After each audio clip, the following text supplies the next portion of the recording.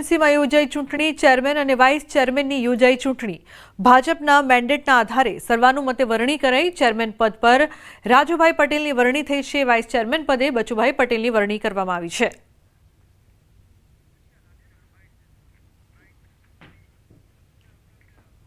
અમારા પ્રદેશના મોડી મંડળે આજે મારા નામની દરખાસ્ત મને ટેકો આપ્યો છે। જ્યારે મારી નિમણૂક કરી છે ત્યારે હું પ્રદેશનો તમામ નેતાગણનો આભાર માનું છું। નારણપુરા ગામમાં માતાજીના પગલા પડ્યા હોવાનો દાવો। નારણપુરા ગામમાં પટેલ પરિવારના ઘરમાં માતાજીના પગલા પડ્યા હોવાનો દાવો કરવામાં આવ્યો છે।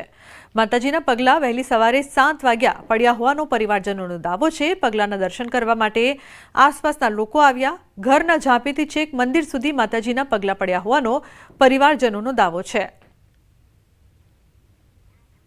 ઉલ્લેખનીય છે કે પટેલ પરિવારના ઘરમાં માતાજીના પગલા પડ્યા હોવાનો દાવો। પગલાના દર્શન કરવા માટે આસપાસથી લોકો ખાસ આવી રહ્યા છે।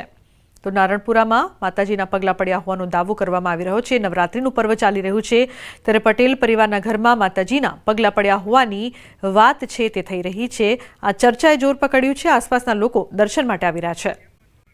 નર્મદામાં ચૈતર વસાવાના ગઢમાં આપને મોટો ઝટકો। બીજેપીએ ચૈતર વસાવાના ગઢમાં પાડ્યું ગાબડું। ડેડિયાપાડા તાલુકાના ટીલીપાડા ગામ ખાતે આપમાંથી 500 જેટલા લોકો બીજેપીમાં જોડાયા છે। ગ્રામજનો દ્વારા ઉમળકાભેર સ્વાગત કરવામાં આવ્યું છે। કાર્યક્રમમાં મહિલાઓએ ચૈતર વસાવા હાય હાયના નારા પણ લગાવ્યા। ગીર સોમનાથના વેરાવળ બંદર પર અનેક બોટનો ખડકલો જોવા મળી રહ્યો છે। અરબી સમુદ્રમાં ડિપ્રેશનના કારણે બોટનો ખડકલો થયો છે। અંદાજે 2000થી વધુ બોટ દરિયા કિનારે લગાવવામાં આવી છે। વેરાવળ બંદર પર 3 નંબરનું સિગ્નલ લગાવાતા બોટો પરત બોલાવાઈ છે। દરિયામાં ભારે પવન અને વરસાદના કારણે બોટ પરત બોલાવાઈ છે। અનેક બોટ પરત બોલાવાતા માછીમારોને લાખોનું નુકસાન થયું છે। સિઝન શરૂ થયાના એકાદ મહિનામાં 3 વખત બોટ પરત બોલાવાઈ છે। સતત 3 વખત બોટો પરત આવતા લાખોનું નુકસાન થયું છે। બોટ માલિકોને નુકસાન જતા સરકાર પાસે આર્થિક સહાયની માંગ કરવામાં આવી છે। ખેડૂતોની જેમ માછીમારોને પણ આર્થિક સહાય કરવાની માંગ।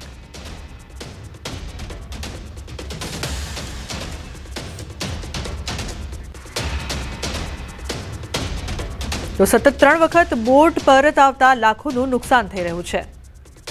ઉલ્લેખનીય છે કે વેરાવળ બંદર પર અનેક બોટનો ખડકલો છે જે જોવા મળી રહ્યો છે। અરબી સમુદ્રમાં ડિપ્રેશનના કારણે બોટનો ખડકલો જોવા મળ્યો। ગુજરાતના ગઢડામાં ઘેલો નદી પરનો રમાઘાટ ડેમ ઓવરફ્લો થયો છે। ચોમાસાની સિઝનમાં 4થી વખત ડેમ ઓવરફ્લો થયો છે। ઉપરવાસમાં ભારે વરસાદ થતાં નવા નીરની આવક।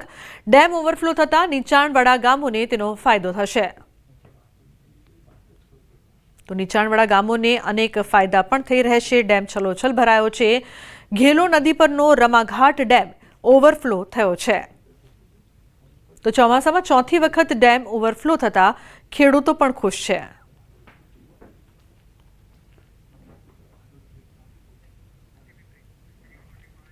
સરદાર સરોવર નર્મદા ડેમની સપાટીમાં વધારો નોંધાયો છે। નર્મદા ડેમ છલોછલ થયો છે। નર્મદા ડેમ પ્રથમવાર 138 મીટરને પાર। ઉપરવાસમાંથી પાણીની આવક વધી છે। હાલ નર્મદા ડેમની સપાટી 138.22 મીટર પર પહોંચી છે। મહત્તમ સપાટી પર પહોંચવામાં માત્ર 46 સેન્ટીમીટર બાકી છે। નર્મદા ડેમ 99% ભરાયો છે। તો નર્મદા ડેમ ભરાયો છે। પાણીની આવક નર્મદા ડેમ પ્રથમવાર 138 મીટરને પાર। તો ડેમની સપાટીમાં વધારો નોંધાયો છે। સાબરકાંઠામાં વરસાદી માહોલ છવાયો છે। હવામાન વિભાગની આગાહી વચ્ચે વાતાવરણમાં પલટો આવ્યો છે। હિંમતનગર શહેર અને આસપાસના ગ્રામ્ય પંથકમાં હળવા વરસાદી ઝાપટા છે। હિંમતનગર, હડિયોલ, ગઢોડા, કેશરપુરા, ગામભોઈ, કરણપુર, સુરજપુરા સહિતના ગ્રામ્ય પંથકમાં વરસાદી ઝાપટા। મગફળીના પાકમાં નુકસાન જવાની ભીતિ। તો વરસાદી વાતાવરણ વચ્ચે ખેડૂતો ચિંતિત બન્યા છે।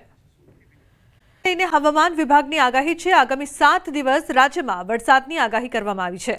રાજ્યના કેટલાક જિલ્લાઓમાં આજે ભારે વરસાદની સંભાવના રહેશે।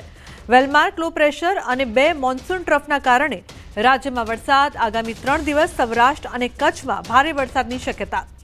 રાજકોટ, કચ્છ, પોરબંદર, જૂનાગઢ, ગીર સોમનાથ અને દીવમાં યલો એલર્ટ છે। વીજળીના કડાકા ભડાકા સાથે વરસાદની આગાહી કરવામાં આવી છે।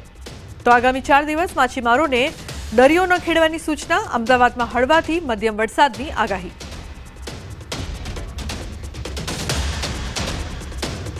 आज का जो फोरकास्ट है आने वाला अगले 7 दिन के लिए 30 सितंबर से लेकर आपका 6 अक्टूबर तक इसमें हल्का से मध्यम बरसात का संभावना रहेगा गुजरात रीजन और सौराष्ट्र कच्छ दोनों रीजन में ही।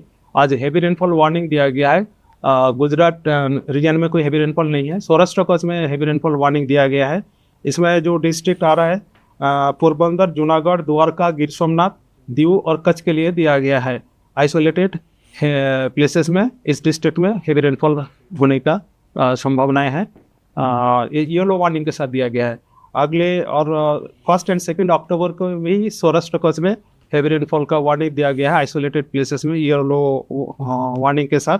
इसमें 1 अक्टूबर को जो डिस्ट्रिक्ट आ रहा है राजकोट, पोरबंदर, जूनागढ़, द्वारका, गिर सोमनाथ, दीव और कच्छ के लिए दिया गया है। और थंडरस्टॉर्म वार्निंग अभी गुजरात रीजन में अगले 2 दिन के लिए दिया गया है और सौराष्ट्र कच्छ में अगले 3 दिन के लिए दिया गया है। इसमें thunderstorm with lightning speed 30 to 40 kilometre speed के साथ दिया गया है।